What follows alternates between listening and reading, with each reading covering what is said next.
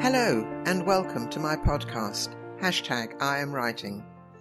Episode 2, Researching my mother's past, heritage and culture, and Jamaica's history. I had no idea when I started my research the gold nuggets that would be produced by my delving into both Jamaica and Great Britain's past. I spent 3 months researching each country's history and culture for the period I was interested in, late 19th and early 20th century. It was Maya Angelou who said, and I quote, "I have great respect for the past. If you don't know where you've come from, you don't know where you're going." End of quote. I understood Maya's sentiment perfectly. Any time I broached the subject about who my father was, Mum's past or her family, she'd get upset and refuse to talk about it. So eventually I stopped asking.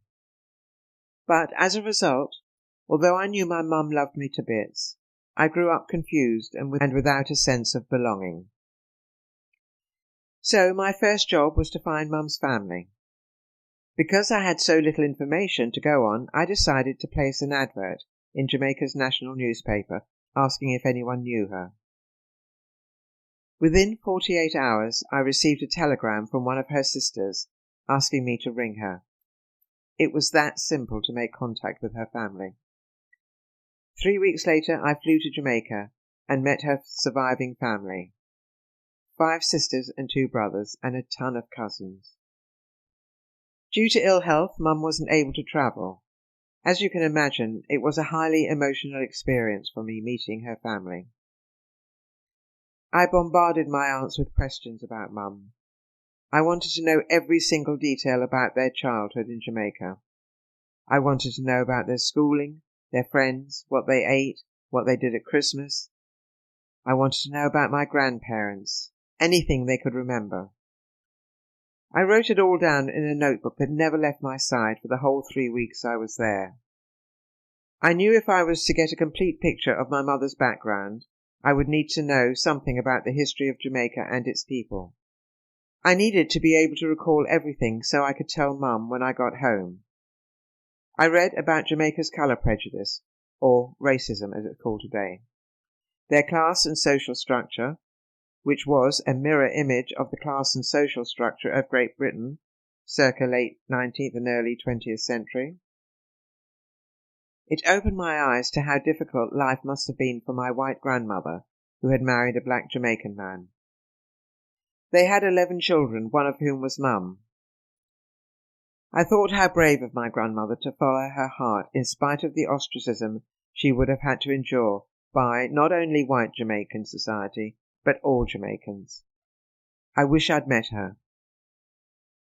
My mother came to London from Jamaica in April 1939 to live with her malevolent alcoholic aunt, intending to stay only 6 months. But world events, personal tragedy, and malicious intent all combined to prevent her from returning to her family in Kingston. I was particularly interested to know why Mum's parents had sent her to London in April when Britain was anticipating going to war with Germany. They said it was because Neville Chamberlain, the British Prime Minister at the time, had signed a peace pact with Germany's Adolf Hitler, which was meant to mean that a war had been averted.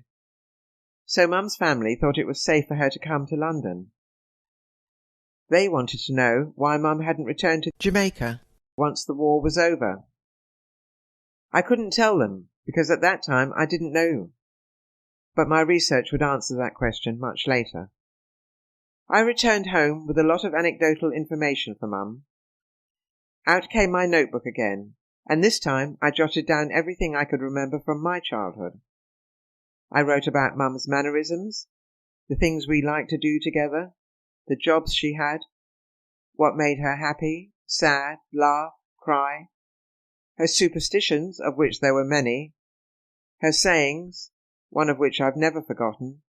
It was her response to people who were verbally nasty about her colour.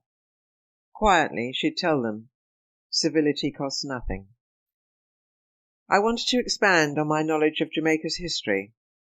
As a colony of Britain's, I wanted to know more about her history of slavery, her heritage, culture and folklore. so I did some serious research at my local library. During slavery, the plantation remained the most important unit and a rigid class system existed. You were judged to be important according to the type of work you did, the colour of your skin, as well as how much money and land you owned.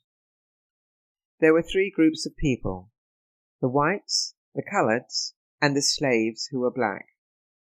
Among the whites, the most important in society were the planters, who were very rich from the sale of sugar, and owned vast areas of land on which they built great houses, usually on a hill overlooking the plantations and slave houses.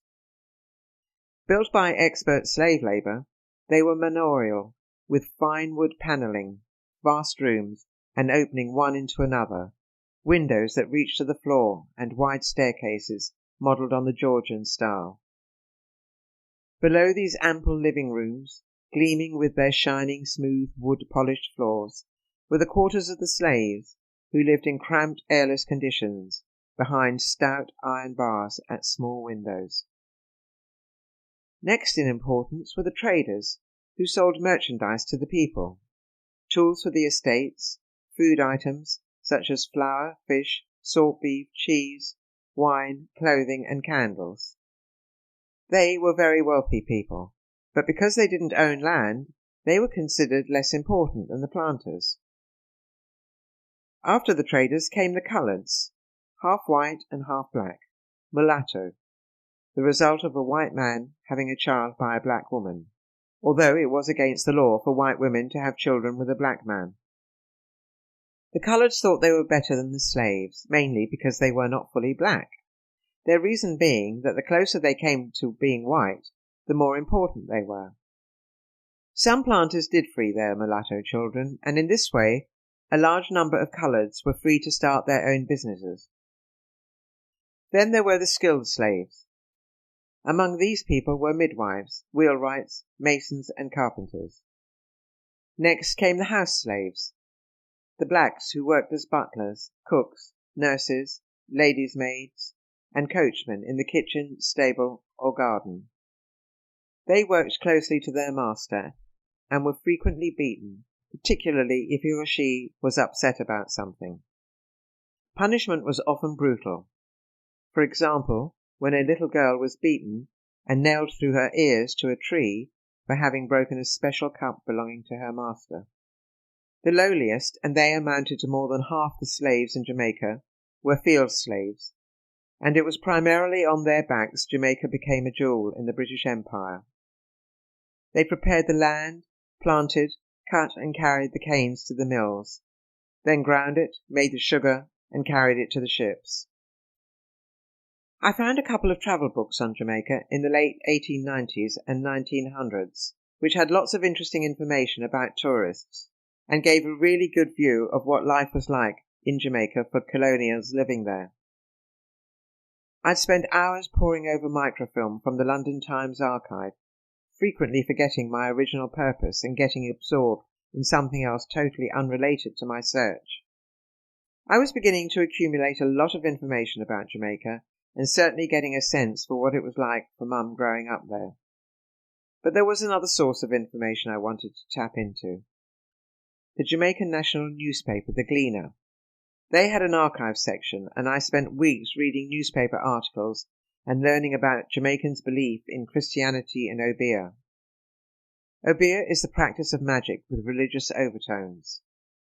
Apparently, obeah practitioners control the supernatural world.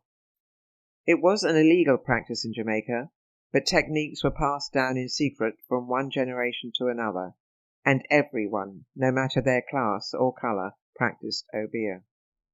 With obeah, duppies or ghosts and other spirits can be made to act either in one's favour or against one's enemies, or to counteract spells placed by others.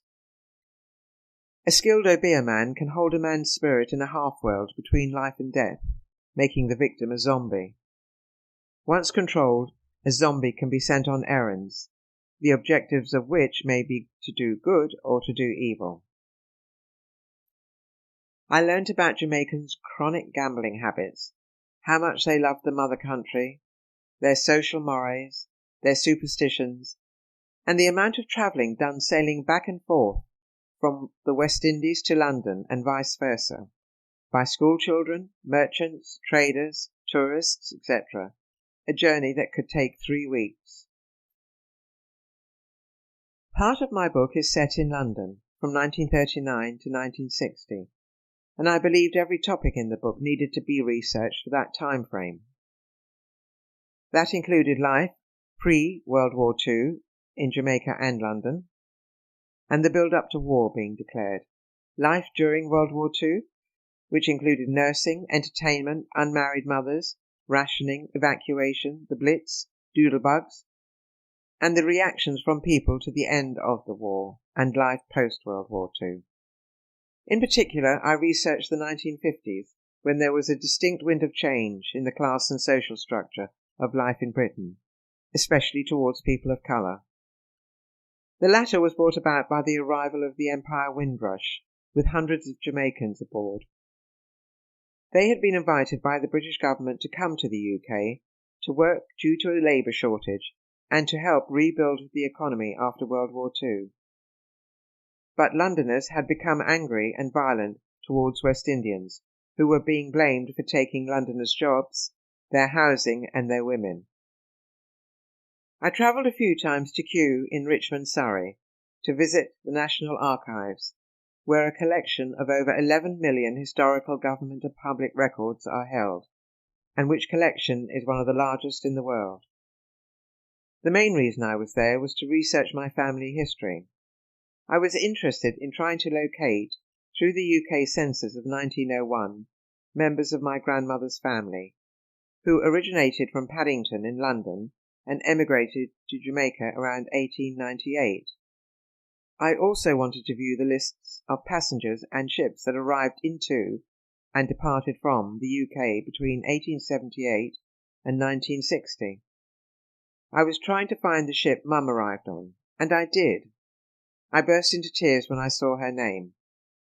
The National Archive is a stunning resource for genealogists, and definitely worth a trip. Then, of course, there was the BBC's Wartime Archive Department, a prime resource to discover what life was like for people in London between the years 1939 to 1945. When I couldn't think of any other resource to research, I started to put everything onto post-it notes.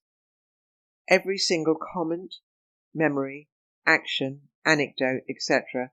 had its own post-it note, until I had one huge wall covered in multicoloured post-it notes. Each colour represented a different category, topic, country or time frame.